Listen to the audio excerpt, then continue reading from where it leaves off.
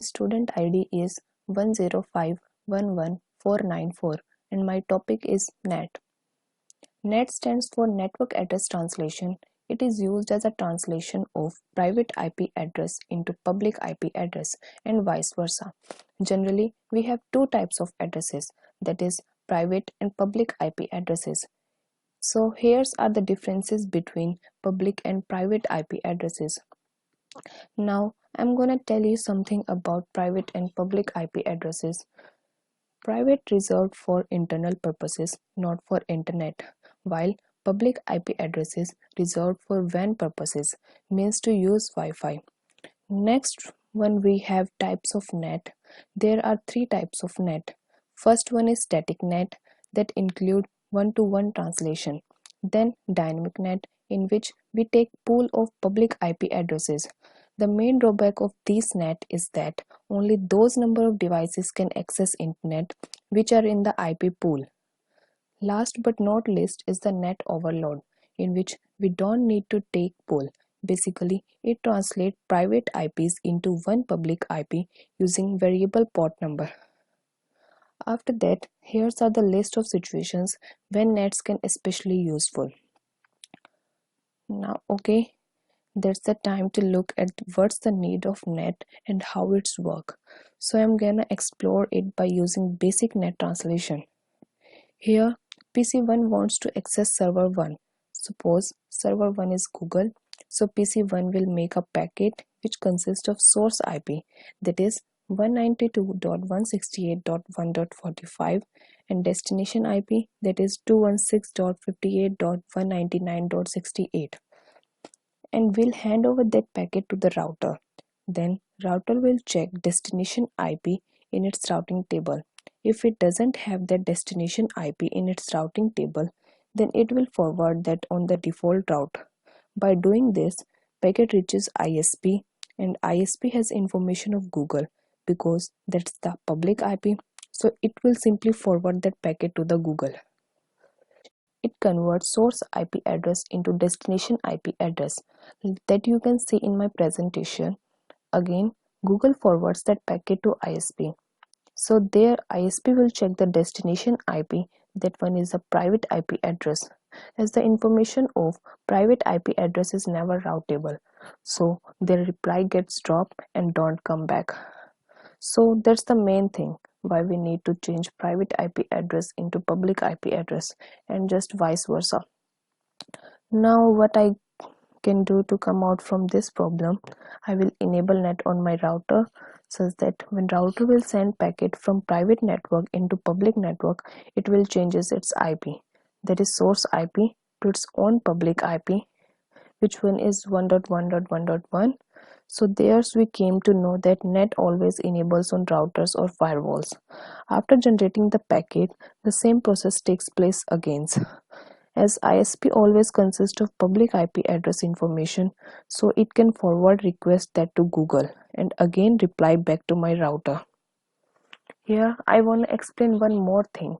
While sending request packet, my router will change source IP, but after getting reply from ISP, it will change destination IP in that packet because our main destination IP is 190.8.168.1.45. Here you can see in my presentation. So that's how why we need NAT and how it's work. So finally, let's have a look on the Wireshark.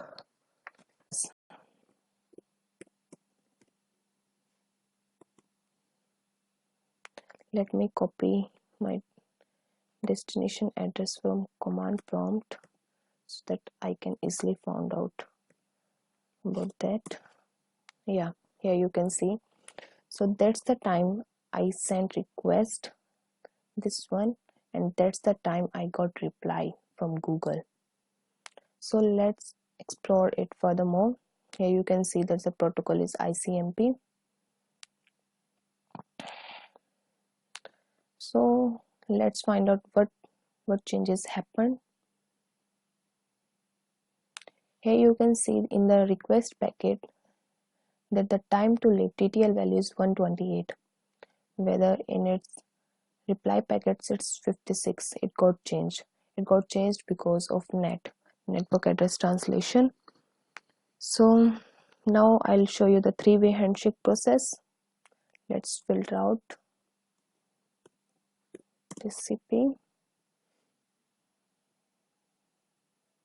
Yeah, these three are the 539, 540 and 541 are the three-way handshake packets. Here you can see SYN packet, SYN-ACK packet and ACK packet. So that's the time of the SYN packet, that's the time for the SYN-ACK, and that's the time for the ACK packet. So let's discuss this furthermore. So here that's the source IP and this one is the destination IP. And in the SYN-ACK packet they got reversed. Source IP become destination and destination IP becomes source. So let's find out what's got changes in these packets. Here in SYN packet the TTL value is 128, while in its SYN-ACK packet it got changed and become 119. Thereafter in ACK packet it becomes 128, which is same as the SYN packet. So what's other got change? Total length. In the SYN packets the total length is 52, while in its SYN-ACK packets it's same, that's 52, and in its ACK packet it got changed, that's 40. That happened because of NAT translation. Now I'll show you GET packet. So that's the HTTP. Yeah, here you can see the GET packet and the reply packet. So that's the time for the get one, and that's the time for reply one. Here you can notice one thing, that the destination IP address got changed. It got changed because of, I told you, because of NAT. Now I'll show you what changes happened. By going down we can see that the identification number, total length and the TCL value got changed. Yeah, in the first one the total length is 253, while in the second one it becomes 380. In the first one the identification number is this 4903, while in its second one it's 17226. The TTL value in the first one was 128, while in its second one it become 55. So that was done because the destination address got changed. Here you can see the 0197, while in the destination port number is 80. In the reply packet its source port is 80 and the destination port is 50197. Used to convert private IP address into public IP address and vice versa. I also showed you that on through my Wireshark capturing. So thank you.